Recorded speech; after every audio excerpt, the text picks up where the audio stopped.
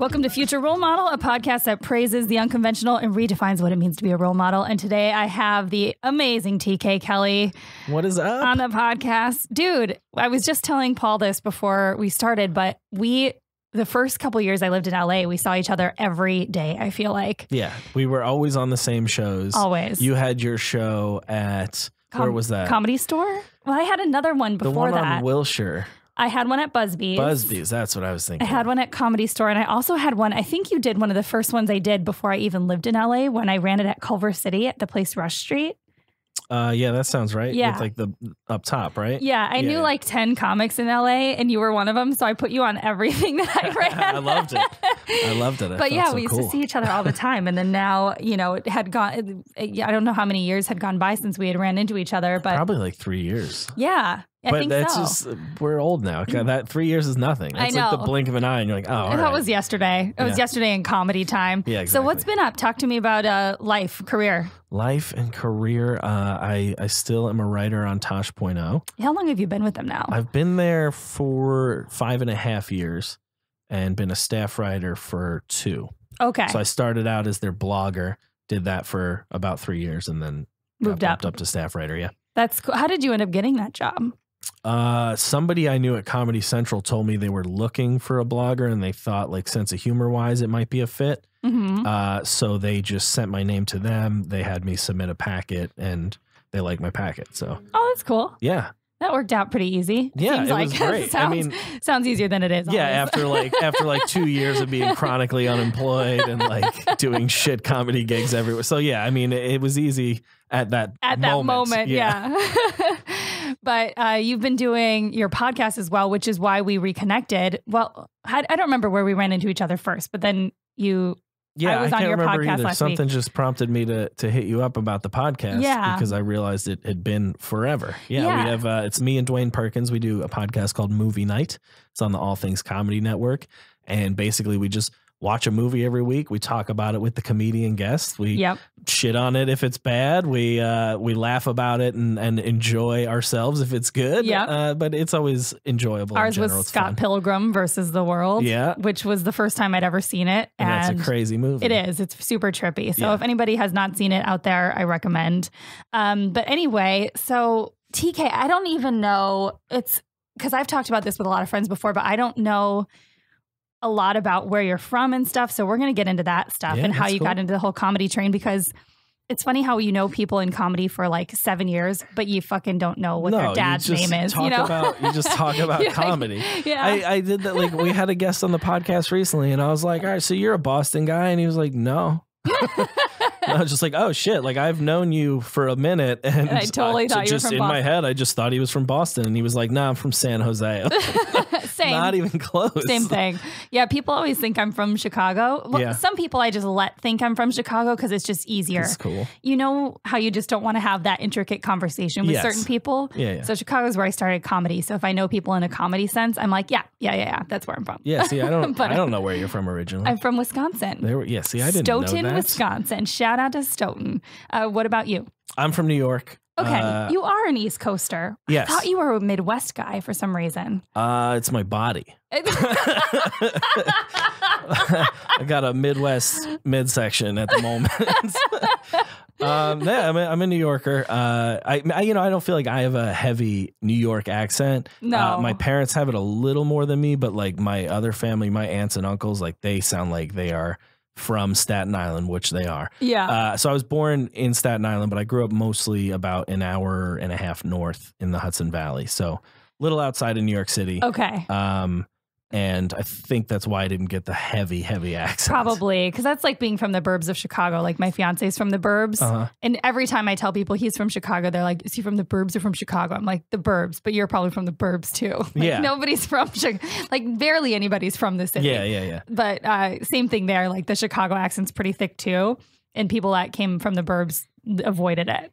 Yeah. And I think for me, because people always ask me why I don't have a Wisconsin accent, which it comes out in certain words. It comes out when you say Wisconsin. Wisconsin. Because I say Wisconsin and you say Wisconsin. Wisconsin. Yeah. And when I say bagel in certain things, people are like, what did you say? I'm like, bagel? It's a bagel. Yeah.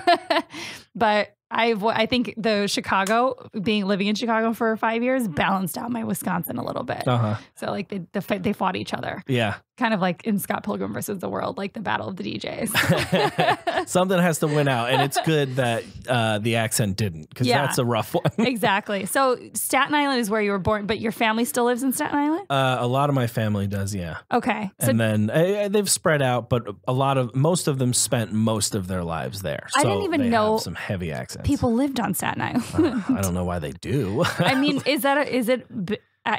how do I not know this? But I've played in New York 7 times this year alone. I go there all the time, and I have no idea anything about Staten Island. Besides that it houses the Statue of Liberty, right? No. It doesn't? No, Wait, it doesn't. No, that's Ellis Island. Liberty Island. Oh, that's Liberty Island.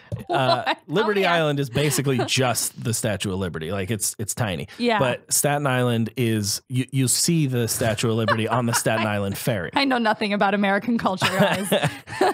So yeah, it's the Staten Island ferry is what you're thinking of. That's where you go right past on your way to Manhattan. You go right past. I didn't realize there were that Liberty. many islands there. Yeah, and Staten Island is like tucked right next to Manhattan and right on the right up against New Jersey. Yeah, it's New Jersey. Like it's basically New Jersey. It's like the tail of forgotten New Jersey. borough. Nobody really gives a shit about it. Like I know many New Yorkers who have never been to Staten Island. I'm sure. It's not there. exactly a destination. No, it's not. It's a fine place. It's just nobody gives a shit about it. So what was it like growing up so close to the city? Did you spend a lot of time there? I didn't spend a ton of time there. My dad was a New York City firefighter. Oh, dang. For 20 years. So mostly when we went to the city, we were going for like a firehouse barbecue or the firehouse Christmas party or that sort of thing. I bet that was kind of cool. I loved it. Oh my gosh. I loved being in New York City. Being a kid from upstate, a lot of my friends hated the city because they were so used to the country and just things going nice and easy. But so there's something about New York like that. I still feel it when I'm there. I'm like, God, this place is just going at all times, and it feels fucking cool to be there. It's and like it always felt cool to me as a kid. I was like jealous that we didn't stay closer to the city. But I've since wound up spending a ton of time there. Like when I was in college, I would always go into the city to hang out. And then I love going back. I usually go back twice a year or so to do stand up there for like a week or two. Yeah. Where did you go to college? Outside the city too? I went to college at Marist. It's upstate New York, a little further upstate than where I grew up. So it's still like, it's weird. Everything in New York that's not New York City is referred to as upstate, but New York is fucking massive. Yeah. There are parts of it I've never seen Buffalo. Like I've never been to upstate New York. I forget how big New York is because I only consider it the city. Yeah, and there's not much upstate, but it's big. It's huge. So we're like, even where I went to college is considered upstate, and that's on a map like very much downstate. But it's on the Hudson River. It's in a city called Poughkeepsie, real shithole. But I went there and then wound up not getting any kind of job that I wanted from my degree there. What was your degree? It was TV film, but it was a small school. Yeah. And I basically like accepted when I went to college. I was like, I don't have the attention span to give a shit enough about anything else. So I'm actually going to try to pursue what I like, which was movies and You're TV. like the only person that has actually done TV and film for. But like, had I thought about that maybe 2 years before and not gone to that college, like I just went to this college essentially because it was close to home. Yeah. And I was dating a girl who still lived in my hometown at the time, and it was easy to go back because it was like 45 minutes from where I grew up. But it just didn't make any sense. Like it was this small school where that degree carried no weight at all. Yeah. So I wound up doing some other jobs for a few years and then came out here to go to grad school at USC. So you didn't start anything to do with comedy in New York City? No, I started out here. Okay. I'd gotten to the point where I stopped doing the jobs that I was doing that I hated, regular office jobs that were fucking awful, and decided I was going to start bartending and applying to grad schools for screenwriting. And I figured if I didn't get into any of the schools out here, I'd just move to New York City and start stand up. Yeah. But I knew I wanted to start it, but it was a matter of, was it going to be there or out here? Yeah, exactly. How long have you been in LA now? 8.5 years, I think. Okay. So not that much longer than me. I've been 7. Did you know anybody when you came out here, or did you have any plans as far as comedy went? Like, did you? Well, I got into grad school, so that's why it was like, all right, I'm going to move out there and I'm just going to start stand-up. I didn't know anybody in stand-up at all. That was just like, I just went to an open mic one day and kept going. Yeah. And I don't know why. Looking back, like, honestly, I know. I don't know how I kept going. Like, to start, did you started in Chicago? I started in Chicago, but not as stand-up. But like the mic scene here is fucking brutal. I can't even imagine. You're just shouting into nothingness. It's like, I think I'm getting good at this. I have no idea. There's no audience. Oh yeah, it's just other comics. The mics here, because I haven't been to an open mic in a very, very long time. But good for you. But it's the right way to live. Well, I think you just get to a point where you like, I put my 10,000 hours in like so long ago. Well, yeah, you get to a point where you understand what you do and don't benefit from. And some people really do benefit from the open mics and can kind of put aside the shittiness of the environment. Yeah. But like for me, it's like I felt like they were having a negative effect where I would associate a new joke with a horrible time on stage. So it's like I wouldn't keep doing it. I'd be like, oh, this joke sucks. And I was like, well, nobody really saw it. Right, exactly. It's just a weird thing where I started to realize it wasn't serving its purpose. In other, like I was I talking to you guys about this, or some comics I was hanging out with that didn't know about the Chicago scene? Because I was talking about the Chicago scene. I can't remember if it was you and Dwayne or if it was somewhere else. But I don't think so. Okay. Sometime in the past week when I've been drinking wine, aka not drinking, is in Chicago we had like traditional mics, but the comics would hang out at them, but it was more of a generous comedy crowd. And I don't know how to describe it, but like if something was really good, everybody would like holler. You'd know if it was good. Yeah. And if it sucked, everybody would respond to that too, but at least you got a response. Yeah, and that's not to say like that there aren't mics here that are good, because there are ones that serve a better purpose than others. Yeah. But there are so many that are such a time drain too. It's like a 3-hour mic where you're waiting until you get picked out of the hat. You might go first, you might go last. You get 3 minutes. And and if you go last, the first time I ever went up was at the tail end of a 3-hour open mic. And there were 2 people in the room. And that God. I don't understand to this day what fucking made me do it a second time, because like it was good. It went insanity. It went okay. Like I told I didn't forget anything, which was all I cared about at that time. I remembered the whole joke and I got through it, and it seemed to get a couple chuckles from the 2 people that were in the room. But that's like enough. Looking back now, I'm like, what are you, insane? You did that and you were like, I'm going to keep doing this for 8 more years at least. It's madness. Well, and in Chicago too, this was one of my favorite places. There was this guy, this wasn't his real name, but Jack Calhoun was the comedy name he went by. He was pretty big in the scene for a while, and then he just kind of quit out of comedy. But he had this loft with a bunch of other people. I don't know. I think they were artists too, but it was a huge loft on Lincoln in Chicago, like a warehouse space. And they each had their own room. And then a separate room was this giant room with a stage and a bar. So he had an open mic there every Wednesday night. Yeah. And they couldn't sell booze because it wasn't legal. They didn't have a license, but they could force you to donate $1 to give you a drink. So, but that's so cheap. So we would sit there all night. You could put your name on the lineup like multiple times and get up like and do 3 spots, 4 minutes, 5 minutes each. And it was packed. And we would hang out from like 6 p.m. until 4, 5, 6 in the morning. That's so and great. Do comedy all night. And it was right at the start of my career. And I was like, holy shit, this is really awesome. You can just sit somewhere all night, get drunk for $15, really drunk. Yeah. And like keep working on your shit. This is amazing. I'm still very jealous of people who started in scenes that had that sort of thing, or even just smaller scenes. I feel like you can, I don't know. There's a flip side to it too. I think starting in LA forced me to get better a little faster. Sure. Because it was like, there's no way to get booked unless you're good. There's too many good comics here. I mean, this was 8 years ago. And there's even more now. It's such a boom. It's fucking insane. It's crazy. But I do feel like it helped me improve and helped me figure out like what kind of jokes I didn't like or weren't going to get me to where I wanted to go. So just leave that type of joke behind, whatever. But when I talk to people who came up in a smaller scene, or like Chicago, which is not a small scene, but is like I've always heard it's so supportive, and there's just, you can get a lot done there. Yeah. And plus you have the whole Midwest right around it where you can get shows. I feel like it's so great to put in the first few years of your career somewhere like that, because then when you get here, you're just like, you're already fully in motion. You're good to go. Yeah, exactly. Well, and that's kind of what I, was describing to some people at the Improv the other night. I was like, yeah, before, because they were like, yeah, you used to run the show at Comedy Store when you moved here. And I was like, no, I didn't live here yet. When I ran that show for like 4 or 5 months, I still lived in Chicago.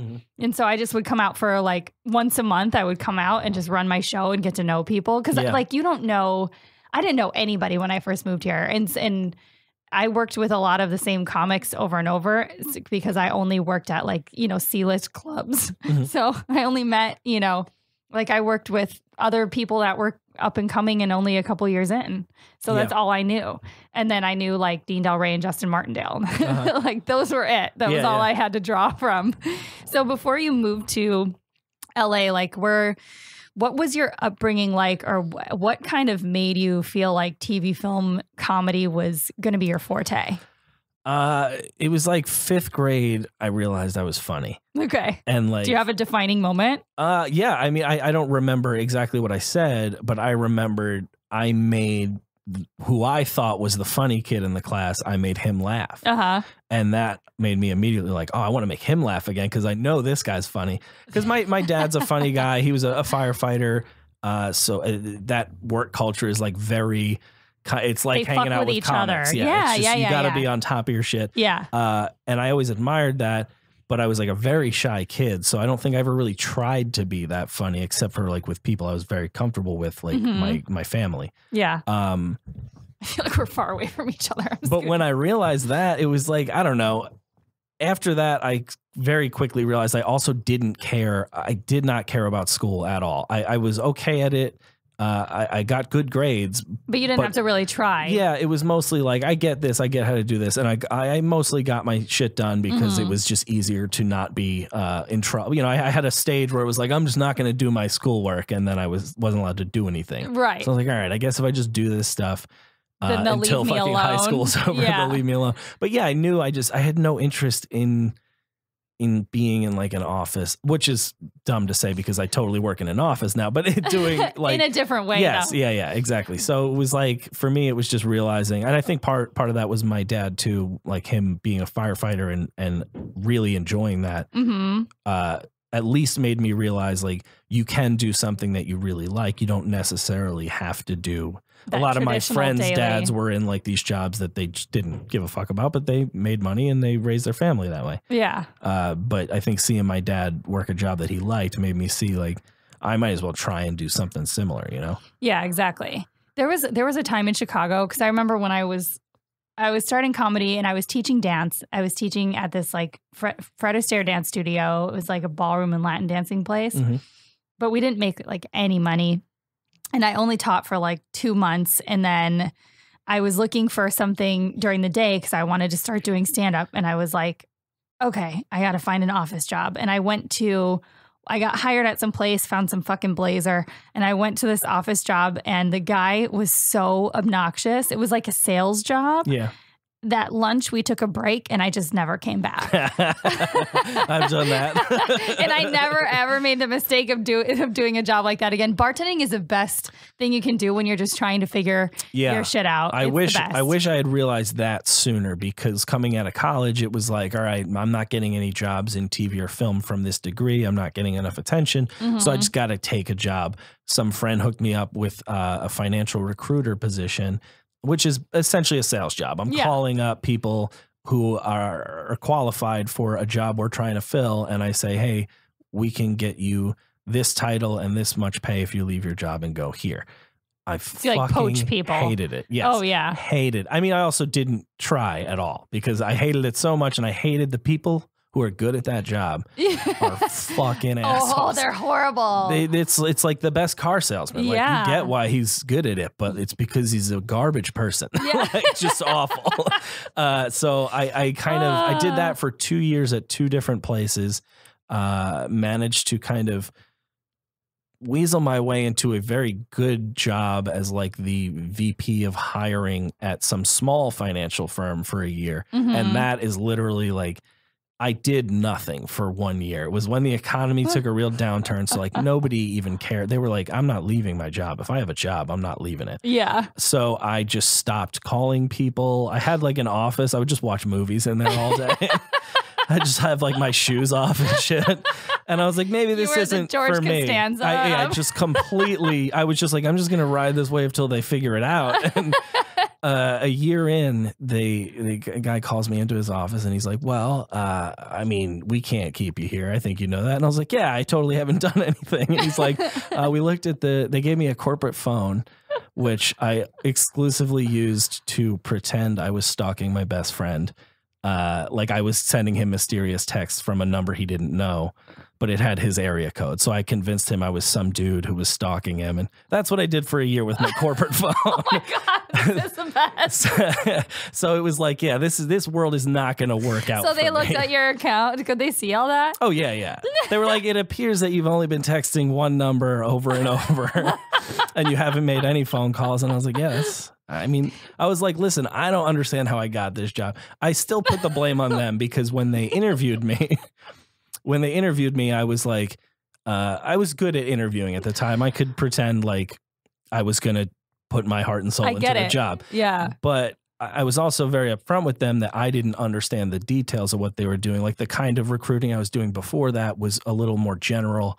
And this was like they wanted me to be the guy who was finding everybody. I was like, okay, but I don't know anything about finance. You deal in securities. Don't know what that means. Like I was very upfront. They're like, oh, we'll teach you all that. You'll figure that out. And then they taught you nothing. And then they didn't teach me shit. So I was just calling people blind. And like, I had some people at first who were like, you don't seem to understand what it is you're talking about. I was like, that is correct. I don't. I'm sorry for wasting your time. But you know what I'm talking about, right? Yes, so can you tell me? Can you teach me what these... Do you have 5 minutes? Basically, at the end of that year, it was like, I'm just going to bartend and apply to grad school. And I was good at bartending. I enjoyed it. And the money was good. If you could find the right place, you could make great money. Yeah. And I was like, God, I should have been doing this all through college. I should have just done that after college to continue to pursue what I wanted to. Yeah. It was, if you're listening out there and you're young, just bartend until you figure out what you really want. It's the best. It is the best. It really is. Because even I met this Irish dude recently and we grabbed dinner the other night because because I'm touring in Europe in the spring. So he's going to connect me with some people in Dublin. And we were chatting about how, you know, when he first moved to the States, he was like, I didn't really have a green card. I didn't know what to do. And I knew I had to work in service. It's the only thing you could kind of do when you're like getting paid under the table. He worked in the Hamptons, bartended in the Hamptons. Irish guy? In Montauk. Oh, he probably made so much money. He made $1,500 a night. Yeah. $1,500 a fucking night. There are more. What are we doing? It's insane, right? If you go into Manhattan, like there's a reason every Irish bar has an actual guy from Ireland, young guy from Ireland working all there. Of them. They make so much fucking money because I feel like women love them. Yep. And the guys, like we all think they're so cool just because they're from Ireland. Like if you're drinking in an Irish bar, you're like, you want to buddy up to the Irish bartender. It's some weird instinct we have to like, if anybody, take my money, sir. Yeah, if anybody with an Irish accent hands me anything to drink, I will drink it. Yeah. Like if they're like, this is the best thing you've ever, I can't do the accent, but it's going to sound like a hodgepodge of Scottish, Irish, and like a drunken German man. None of my European accents are like legit one accent. They're like four mixed together. Especially like if you try to do it for too long, you can do like one word, but if you try to say a whole sentence, it sounds like 3 different accents. If I just try to pull an accent like out of my ass, it just comes out like 5 of them. And I've actually been in Europe and pretended to be from another country in Europe before. Yeah. It's a long story. I used to do that in New York. I thought it was funny to like, I would try and see if I could convince the Irish bartender that I was also from Ireland. Yeah. And I would just go as long as I could until he was like, no, you're obviously not Irish. And it didn't take him very long. I catch myself doing that when like I'm being served by a British like I mimic the accent on accident just because I love the accent. Just to insult them. It makes me sound like a horrible person. I'm like this fucking bitch. They're like, hello. And I'm like, oh, hello. Oh, hello to you too. I will be spitting in your food. But if I spend time in a country, then I can mimic the accent. If I'm like saturated in it, I'm good at that. But if I just try to recreate it out of nowhere, it's like trying to draw. Like I can draw if I'm looking at something, but I can't draw out of memory. Yeah, same shit. Anyway, bartending. Where did we leave off? When you were in high school, college, did you party? Did you do anything? I did. Obscure. Okay, let's talk about that. I come from a family of drinkers. Amazing. Very Irish fire department family. So that's how it goes. Not complaining. I still enjoy a good drink. But in college, it was out of control. I was looking back to legitimately think about the amount of time I spent there that I forgot. It's absurd. I know. I was there for 4 years, and I think like, especially the last 2 years, I don't know, 5 nights a week, I was shit faced at least. There's so many. I destroyed my body. I had Craig Lowe on here a couple episodes ago, and he was saying how his 2 years in New York, he just doesn't even think he was actually there because like he doesn't remember any of it. Well, that's the thing in New York too, is like even upstate where I was in college, everything is open until 4. Yeah. And it's not good for people. No, you shouldn't be. No, nobody should be. Nobody should be out past 2. Like people that come here to LA get annoyed that things do shut down at 1:45. I was so annoyed at first. Me too. And then I quickly realized like this makes sense. This is perfect. Because now, on a productivity level, if it's like midnight and somebody hits me up to go out, I'm just not going to. No, because they're going to call last call in like 40 am I going to get a soft buzz and then go home wanting to drink more and then just sit up watching Shark Tank by myself, killing a bottle of wine? That's not what I want to do with my life. Yeah. But I do it. But in Chicago, like I lived across the street from this 4 a.m. bar, Yaxie's. It was on Diversey and Clark. And my window looked down on it. And I knew all the neighborhood peeps and all the regulars, all the bartenders would go there at night. So it'd be like 2:30 in the morning and somebody'd be screaming and throwing shit at my window. And I'd peek out and they'd be like, come down. Yeah. And 90% of the time I went to this bar, I was in a robe or my pajamas. Like I have not changed as a person as far as how often I wear bathrobes. Yeah. And I would go and drink there. So within 40 minutes, they'd hand me like 7 shots of Jameson. I'd be shit faced. Yeah, it's from such 2:30 to 4. It seems like such a minor difference, but just if you go out at any kind of, even say like I'd go out to a bar in New York at 11. We'd leave for the bar at 11. Yeah. That's still, and obviously you'd have been drinking before then too. Oh, sure. Especially in college, like you're trying to save money. So you'd start drinking at the house and then you'd wait to go out until that time. And then you've got 5 hours more at a bar where you're fucking drunk when you get there. Yeah. So like by the time you leave, you're just blacked out. Yeah. It was awful. And I hated it too. That was one thing that I'm not sure how I did it for so long, because I would get really frustrated when I blacked out, because I would wake up in the morning and if I didn't remember what I did, I'd be like, God fucking damn it. Why does that happen? Yeah. And I hated it because more often than not, I'd hear some shitty asshole thing that I did or said. and when I came to LA, like it just doesn't happen. I don't get the opportunity. I think also I tempered how much I drink. Yeah. But in college, you just go hard all night. Yeah. As long as they'll let you. I used to black out all the time. I don't know how, but thank the Lord, I always just ended up at home by myself next to food. Yeah. I usually got home. I didn't have any my roommate would he'd get lost, and he would friends like that just go. And I'd find him at he'd get there, but he would go the wrong way. He came home one night. He had a suit jacket on for whatever reason, and I found him on the couch the next morning, still in that suit jacket. His pants were covered in mud, and the suit jacket was all shredded because he had gotten caught on a fence. Oh my God. And it was like, I didn't tend to do that, or when I did that, I was always lucky that I was with somebody who wasn't as bad. Yeah. My roommate, a few times, he was usually the guy who was wandering off, but he would keep me in order too. If I got too out of line, he'd usually get me home, or whoever else I was with. So I was lucky in that, but I had some weird, weird blackouts? I just came to one time. I remember I went to a party the night before the Super Bowl, and I was up all night, didn't go to sleep at all. Went straight to work a daytime shift at a bar. Amazing. As a waiter.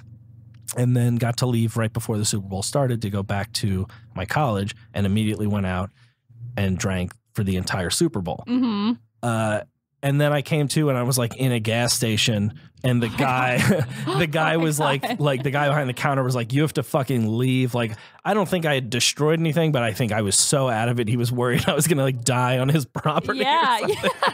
So I walk out of this gas station, and I'm in not a good part of town. Poughkeepsie's not a nice town. Like, the college is great, but anywhere outside of it is trash. Awful. And sorry, Poughkeepsie. I called. Oh, they know. And I called this friend of mine who I had known for maybe 5-6 months. And thank God she was a total sweetheart and like came and got me. She could tell I was just out of sorts. I didn't know where I was. Yeah. And I was like, I just like described it, and she knew, and she came and got me and like took me to some party that I don't remember at all. And this was all like, I don't know where I was before that. I don't know I don't know when I got split up from my roommate. I don't know how I got to this gas station. Like, lots of gaps where I'm like, I hope I didn't commit any fucking crimes. It's a very frustrating thing, especially when you embarrass yourself. You do something awful, and then you have to be like, I guess that's who I am when I'm blacked out. Well, and there was this, I've talked about Curiosity, the app, on this podcast so many times because I read like there's like updates every day about something in science or whatever. And the one that came up a couple days ago was your drunk self is your real self. And I was like reading the whole thing, and I was like, "Oh no!" I think that's. But your drunk self is not your blackout drunk self, right? No, your blackout drunk self is an alien. Yes, that is like your brain is reduced to that of a toddler. Yeah, you act completely on impulse. Yes, and you do shit that you would just never, even drunk. Like I've always been able to hold my alcohol. Me too. Thank you, Irish DNA.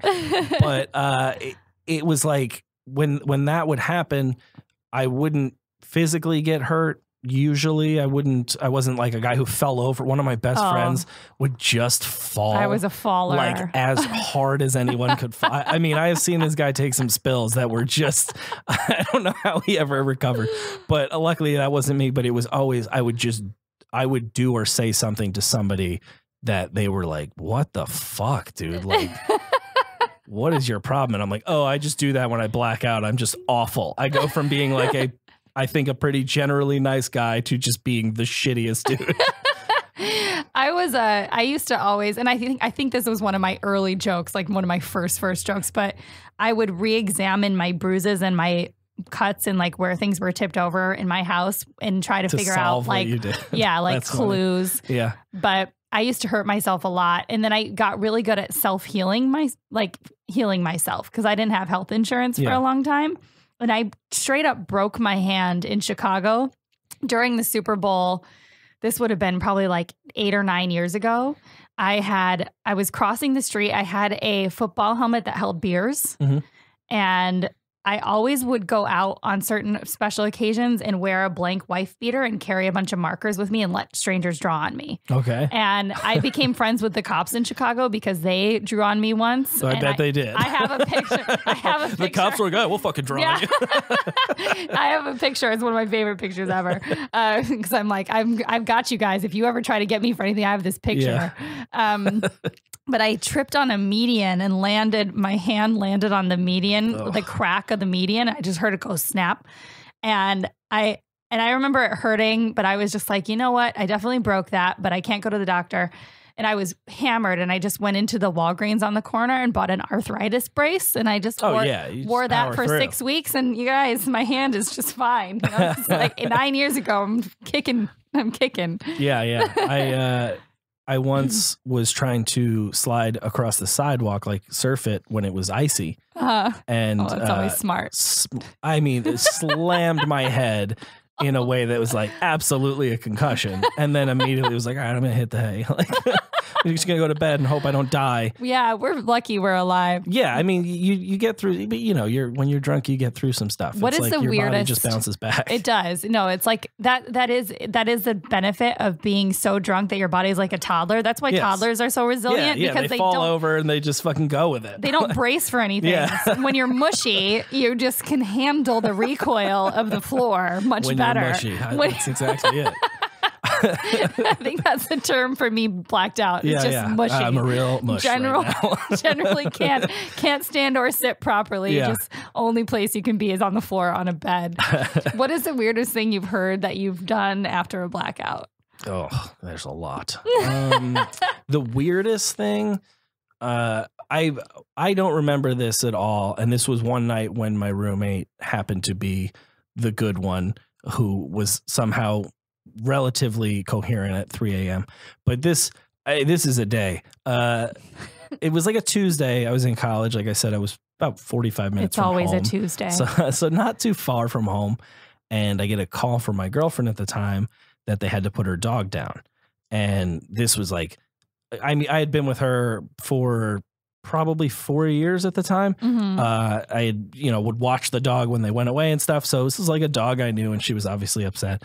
But the dog was dead already when she called me. And I was just like, all right, so like, do you need anything else? Or like, I didn't drive home. I was just solely like, when you're at that age, you just get selfish to a point of like, oh, but like I was going to do this today. Yeah. And that's all that mattered to me. And I was like, I don't know. I didn't even offer to go see her. I just fucking went to happy hour.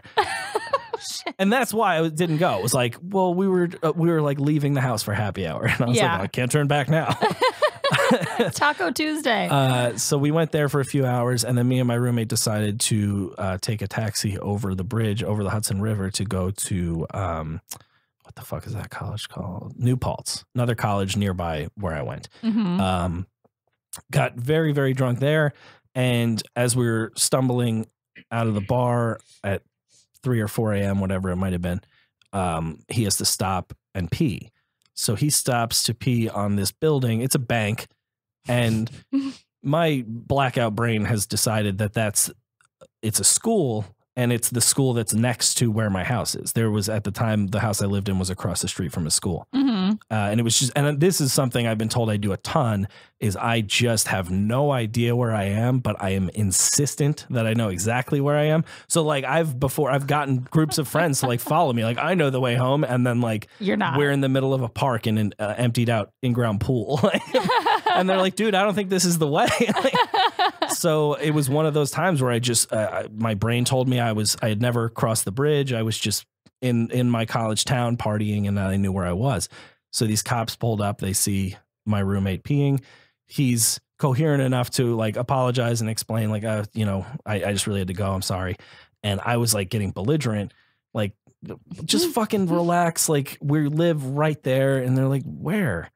I'm like, next door. We live right there. We're right down the block. And the cop is like, let me see your ID. He looks at my ID. He's like, this is obviously not. Yeah. They don't live anywhere near here. And I just kept being kind of a dick about it. And he made me read the patch on his arm. He said, read that for me. And I think he's trying to test if I'm so drunk that I've like forgotten how to read. So I'm like, I got this. And I read it, and it says Town of New Paltz Police. And he's like, so what does that tell you? And I was like, tells me you're out of your fucking jurisdiction. Oh, shit. And they threw me in the car and handcuffed me, threw me in the car. And my roommate proceeded to have to like talk them out of bringing me to jail. But all of this was just, I was such I'm told I get very insistent in like that I'm just right about everything. And like, I'm kind of a dick about it. And I was so sure that I was in this other town that I tell this cop he's not supposed to be working there. Yeah. It was a good one. Yeah, that's a good one. But like, it's things like that where I'll always say something that gets me in trouble. I think it completely unlocks my like, don't say that button. Oh yeah. I think it does that for a lot of people. Like if I think of something that I think is clever and like will stick it to a person, I'll say it, even if it's like mean or a cop that I shouldn't be saying this shit to. Like there's just, it turns off that thing that says, yeah, that's funny, but don't say it. Exactly. Well, and that's something that I think I do when I'm blacked out too is, which I haven't done this in a long time, but I will think I'm being funny. Oh, like I'll think I'm saying something sarcastic and the person's totally on my level, but then I find out later that they were like, why does she hate me so much? I'll have to like go back and be like, dude, I do the exact same thing. I don't hate you. I probably in my drunk mind thought that you totally thought that I was being hysterical and nobody gets I did that to I've done that to my best friend for years. He's just he's very fun to fuck with. Yeah. But when I get to that point, I always take it too far. And I remember he's from Staten Island, and we were partying in Manhattan one night, and we stayed at my friend's place, and I badgered him relentlessly until he left. Like he was supposed to stay and hang out for the second night, like, cause I was only in town for a couple of days. And he was like, fuck you, I'm leaving. Got up in the middle of the night, went and got on the Staten Island ferry, went fucking home. Oh my God. To his credit, he is the best friend in the world. I called up and apologized, and I was like, come on, dude, I'm only in town for another night. He got back on the ferry, came back into Manhattan to hang out again. I was like, I promise I won't be awful all night. Did you have somebody you looked up to a lot growing up, or what's your sibling situation? Or I have an older sister and a younger brother. Are either of them funny too, or was it mostly your dad? My brother's funny, but my brother, I think it came on later like it did with me. Like we weren't funny as little kids. We were probably very, weird. Very serious little kids. Yeah, we were. We were weird, and we were both a little weird and shy. I think I was more shy than he. I was afraid of everything as a young kid. Mm-hmm. Like until around 5th grade, I was, I'm going to say it, guys, I was a total pussy until 5th grade. No, I was very like to myself and interested in a lot of like super nerdy stuff. Yeah. But like I just hadn't figured out what I liked yet, really. I mean, that's fucking life, I feel like. But I did, I mean, as a little kid, it was definitely my dad for sure, because he was a firefighter, and that was cool. So cool. Like that was like, my dad's a hero. What does your lame dad do? You could bring your dad to show and tell. My dad could kick your dad's ass, like that sort of thing. Yeah. And definitely him being funny too was like, I just always, something pulled me towards that. I just saw how much it could engage people. Mm-hmm. Like how if you made a room full of people laugh, like suddenly it just felt like, oh, everybody here loves him. Uh-huh. And that's not the truth, but that's how it felt as a like kid. Seeing it. Yeah. Yeah.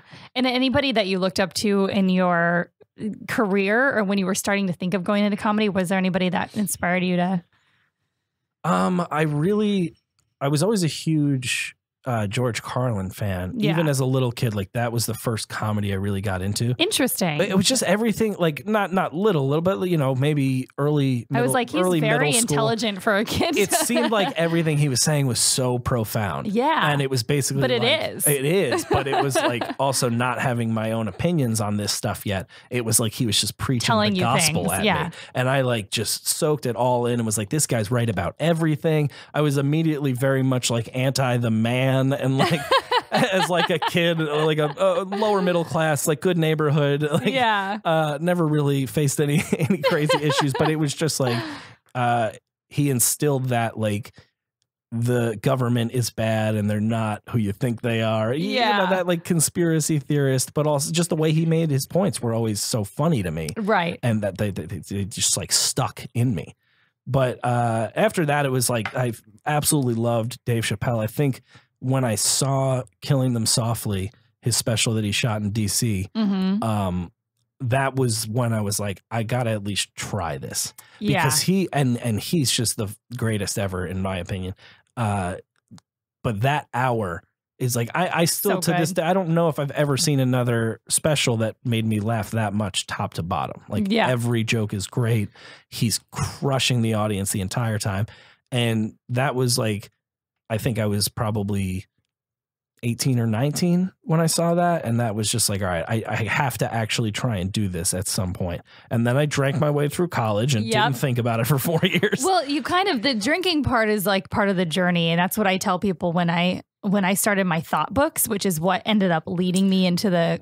I did a similar. I just would write down like... Yes. I started realizing that maybe like funny stories or anecdotes that I had told before could kind of be structured in a way like a joke. Yeah. And I just started writing them. I wrote them down for years before I ever tried stand-up, but something made me like just keep track of them. Yeah. And me too. And then I realized, I have this stuff right here. This is what I can turn into jokes for on stage. But it took me, from the time I started writing them down to the time I tried, it was probably 7 years. Yeah. I was probably about the same, or maybe even a little bit longer, but like I used to write down even stuff from my childhood. Because when you're young and you're starting out in comedy, you don't have life to really talk about yet. Yeah. So you have to kind of force experiences on yourself, aka getting drunk and blacking out and making stories happen so you have shit to talk about. Yeah. You like don't have shit to talk about otherwise. For sure. I think like so much of me is like, man, I wish I started stand up younger, but I also what would you have? I think purely because I think I would have, the only reason I would have wanted to have started sooner is I would have hit my stride at a time where I was still like relatively young for stand up. Instead of I started at like 27. I was 25. Instead of like hitting my stride at 27 or 28. I was just figuring it out. Yeah. But it's totally fine. I know I would have been terrible. Well, and I know what I would have talked about and it wouldn't have been funny. It's a big thing where I'll get in these certain days, and it's definitely something social media can do to us too, where you'll see somebody who's a little bit younger having a lot more of a pop. And you're like, oh man, I should have started, but you should have, whatever. You can't change, Yes, it's not worth anything to compare. When I think back on it, like I'm in such a good headspace now. Yeah. It's just, it wasn't my path. Yeah, it wasn't your time. Yeah. And there are some people who are great at a young age, and that is so rare. Yeah. And it's crazy to look at them and be like, man, if only I started then, because it probably wouldn't have went that way for you. No, I mean, you hit your stride. You got to be comfortable with yourself at a level of like, I don't mean happy with yourself, because many comics are not. Let's just be honest. Nobody's ever. Yes, but like you have, I don't know. I feel like I would have had even when I first started stand up at 27, the first 6 months or so, I was telling some jokes that I look back on now and I'm like, oh my God, no, man, that's not you. Like, that's not who you're supposed to be on stage. We all do that. But I quickly left them behind. Whereas if I was 21, I probably would have kept telling them for 5 more years. Yeah. It's 6 months in, I was like, this isn't funny. I shouldn't be saying this. Like, this isn't going to work out. Yeah. I keep thinking, like, I talk about that a lot with different comic friends when we go out to drink. We'll talk about even, because, sometimes some of us don't see each other's sets for a while, even though we hang out all the time. Like I haven't seen my friend Courtney's set in, I don't know, probably like 8 months. I haven't seen her. Like, so I don't know what her latest new things that she's working on are, because we're friends. And so we hang out. We don't do our bits for each other. Oh, I mean, God, yeah, I would die.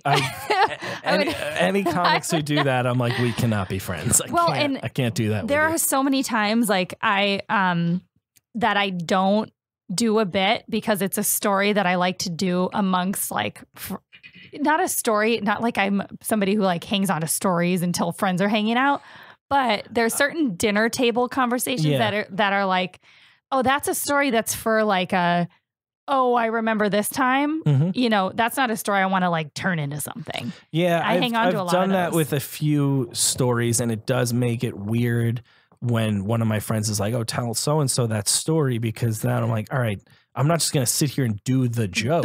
Yeah. But it makes it weird to tell them. And also I feel like, I don't know, for me, I feel like it goes in the opposite direction, where usually I'll say something in a conversation with friends, or tell a story in a conversation with friends, and realize then like, oh, this could be a joke. Yeah, that's what I usually will do. But the other way around, like I will avoid doing something that's a joke on stage if I know that it's like something, because I have like a couple good stories from like traveling and stuff that are, but they're just so long, and I'm like, this is just not, nobody else is going to get it. Like, this isn't going to be a joke. And then I feel like weird when it comes up in a conversation, because I'm like, oh, I just feel like I'm doing a bit. And then I have to like insist on telling people this isn't a bit. Yeah. But like, I feel like you think that, but like most other people probably weren't thinking it. Right. But I do the same thing. I feel guilty if I use any like recycled thing from stage in conversation. I know. Like, oh, ew, I know. Am I that guy?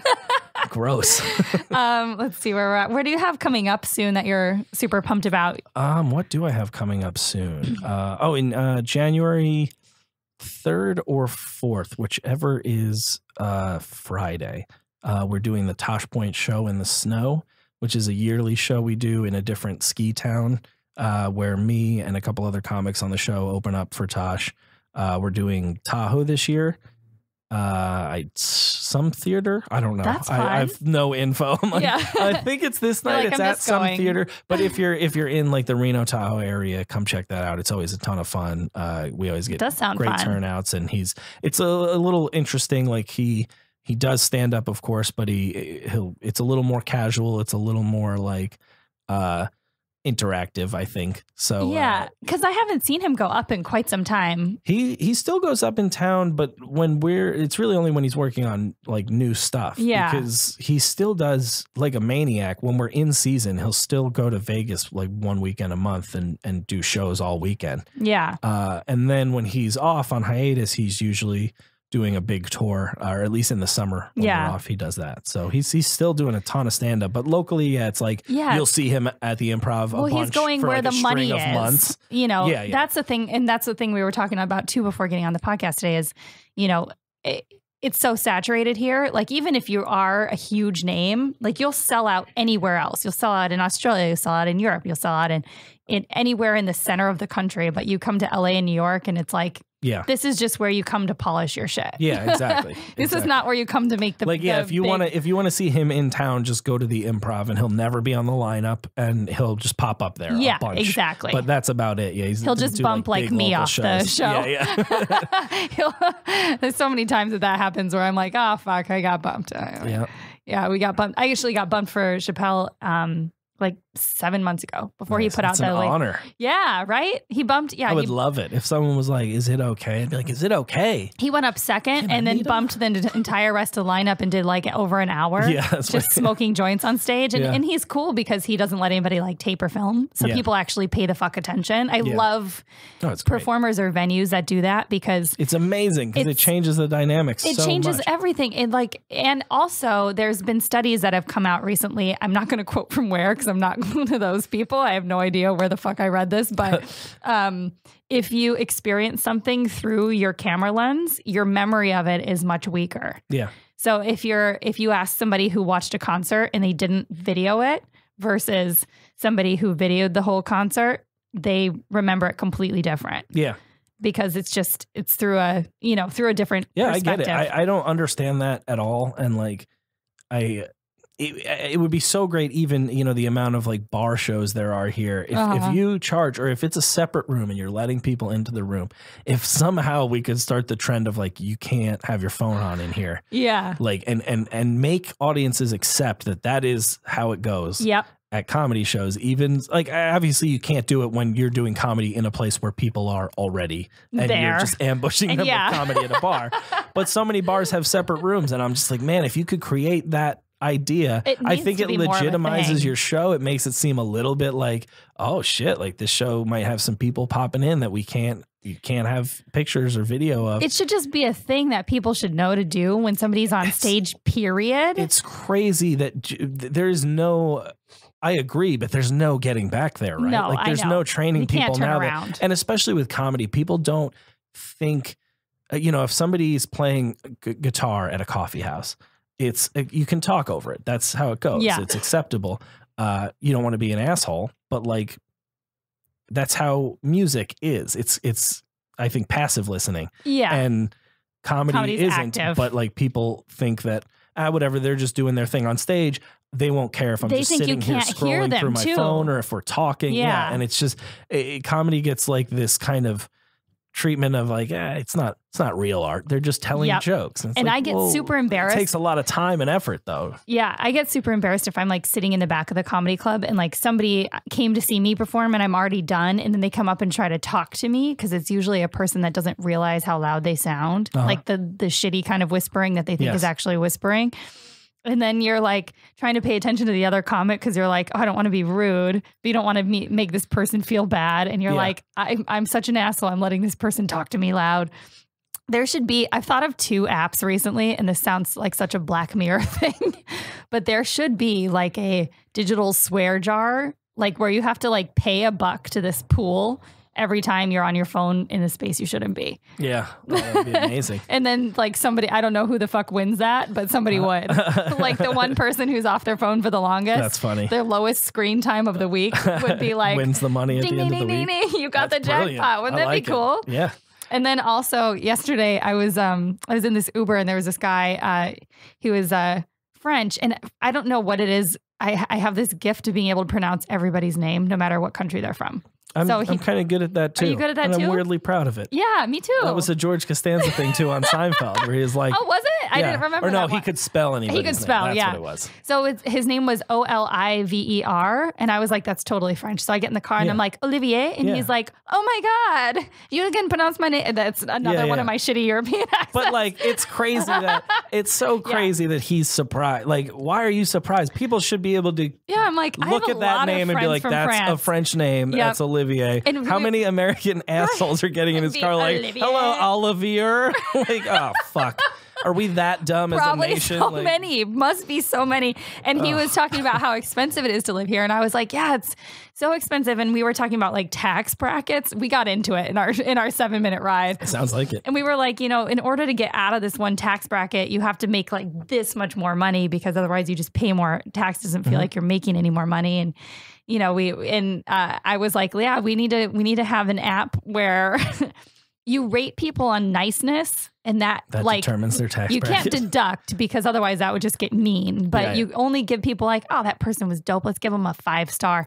And then you can like take those nice points and then like go buy shit with it, like beer. You go to the bar and be like, I got like 15 nice points today. That at least gets me a blue moon, right? That sounds very good in theory. I don't know how businesses would feel about selling beers for stars. Right? Anybody out there develop apps, come talk to me, because we have some work to do. She's the idea person. All right. You got to carry it out. Let's plug your social. I'm at TK Kelly Comedy on Instagram, Twitter, Facebook, all that stuff. And what else? At Movie Night Cast. Movie Night Cast on Twitter and Instagram. Check us out. We have like 230 something episodes. Fuck, we got plenty to go back to. Come check us out. And it's really fun. Comedy Network. It's super fun. And Dwayne is amazing. You guys are both amazing writers, and I'm excited to see what you guys do and what you sell and all that jazz coming up, because I hope so. Yeah. Oh yeah. No, there's no hoping. There's doing. There's doing. We'll be positive. And I'm at NPH Comedy, Natasha Pearl Hansen. You can find me on that at Twitter, on Instagram. At Twitter, I can talk good. And you can find me Future Role Model on Instagram, or Role Model Pod on Twitter. You can follow the Comedy Pop-Up Network at Comedy Pop-Up, or at CPU Podcasts on Instagram. And that's it. That's it. Future Role. Blah, blah, blah.